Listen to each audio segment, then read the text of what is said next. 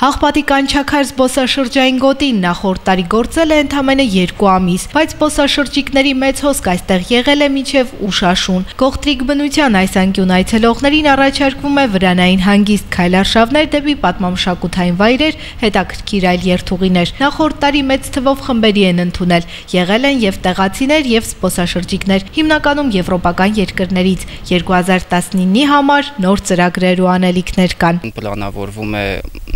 մոտենալ B&B կատեգորիային, այսինքն ակտիվ հանգստի հետ նաև կարող է տրվել սնունդ եւ կազմակերպվել արշավներ դեպի մոտակա մշակութային կոթողները։ Կանչաքարում զբոսաշրջիկների սպասում են մարտից սկսած, իսկ առավել մեծ հոսք ակնկալում են մայիսից։ Թումանյան աշխարհ զբոսաշրջային գրասենյակում այս օրերին զբաղված են Ֆրանսիայից ժամանող 25 հոգանոց խմբի համար կեցության, ժամանցի եւ տուրերի փաթեթի պատրաստման գործով։ Խնդրել են, որ ամբողջ այդ փաթեթը ձևավորենք, բյուջեն կազմենք, ներկայացնենք։ Մի խոսքով սպասում ենք ապրիլին այդ խմբին ընդունելու։ Պիտի ուղեկցությունը ապահովենք ամբողջ, այսինքն բոլոր ծառայությունները ապահովելու ենք մենք։ Թումանյան աշխարհ զբոսաշրջային կենտրոնում նախորդ տարի տեղեկատվություն է տրամադրվել մոտ 100 զբոսաշրջիկի։ Կենտրոնի հիմնական առաքելությունը հենց դա է, ասում է տնօրենը։ Իհարկե ափսոսում եմ, որ մեր հասցեն այնպիսի վայրում չի, այդ հիմնական երթուղիների վրա չի, անկասկած ավելի շատ թվով, մեծ թվով զբոսաշրջիկներ կունենանք այդ պարագայում եւ ավելի մեծ թվով մարդկանց կսպասարկենք։ Դա մի քիչ կապված է մեր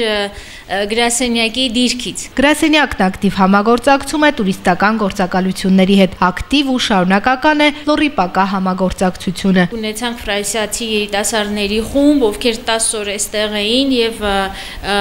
հասկանալի է, որ նրանք օգտվեցին եւ տաքսի սերվիսից, եւ հյուրատներից, եւ ռեստորաններից, այսինքն շղթայաբար բոլոր կառույցները օգտվում են այդ մի այցելությունից, բավականին ակտիվություն է նկատվում։ Ըստ Քրիստինե Երիցյանի, Թումանյանի տարածաշրջանում զբոսաշրջության զարգացմանը շարունակում են խաթարել թերի զարգացած ենթակառուցվածքները, առավելապես վատ ճանապարհները։ Բացի դա, քիչ են դեռևս ժամանցային այն հետաքրքիր ծրագրերը, որոնք կարող են օգտագործել զբոսաշրջիկին դեպի մեզ գրավելու։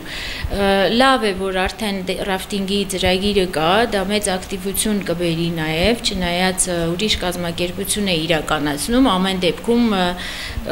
շատ լավ է տարածաշրջանի համար։ Նախորդ տարի Թումանյան աշխարհ զբոսաշրջային կենտրոնի կայքը մեծ թվով այցելուներ է ունեցել։ Շարունակվել են կայքի նորացման, եռալեզու տեղեկատվության ներբեռնման աշխատանքները։ Մերի Կոլոլյան, Արմեն Հովսեփյան, լուրեր։